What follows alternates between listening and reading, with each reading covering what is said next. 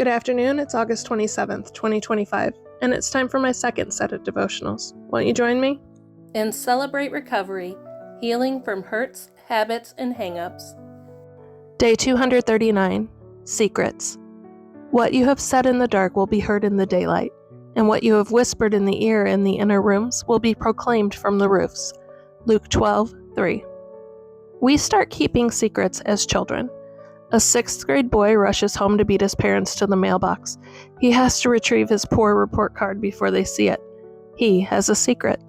He lies awake, worrying if they are going to find out. They ask him why his report card hasn't come. He tells them that the office said there was a computer problem and the report cards will be a little late.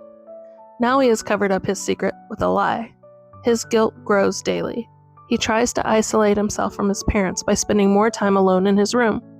Finally, he comes home from school and his parents are sitting in the living room waiting for him. His mom tells him that she called the school and they told her the report cards were mailed out 2 weeks ago. Now, instead of just being in trouble for his poor grades, he has lost his parents' trust. Whether we are young or old, keeping secrets always turns out the same way. We start out keeping a secret to escape possible negative consequences. Soon, we must defend those secrets by telling lies. Guilt increases, and soon we find ourselves isolated and alone. In Celebrate Recovery, we have a saying, "You are only as sick as your secrets." Secrets keep us in the darkness, but when we step out into the light, they no longer have the power to make us sick. Prayer.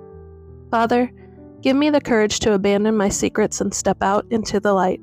In Jesus' name, amen. And in my quiet time devotional. Day 239, Come Boldly. Because of Christ and our faith in Him, we can now come boldly and confidently into God's presence. Ephesians 3:12. Have you ever wanted to talk to the leader of your country? To point out a need that you see as unmet, or to suggest an idea, or to try to understand what he or she is thinking on a particular issue? What if you were summoned to that leader's office? You'd probably feel a little bit intimidated by the power he or she represents. But you'd also feel extremely privileged to have been given a bit of that person's valuable time to bring your requests and suggestions. Now consider meeting with the most powerful person in the universe, not a president or a king, but the one who is the creator and sustainer of all things.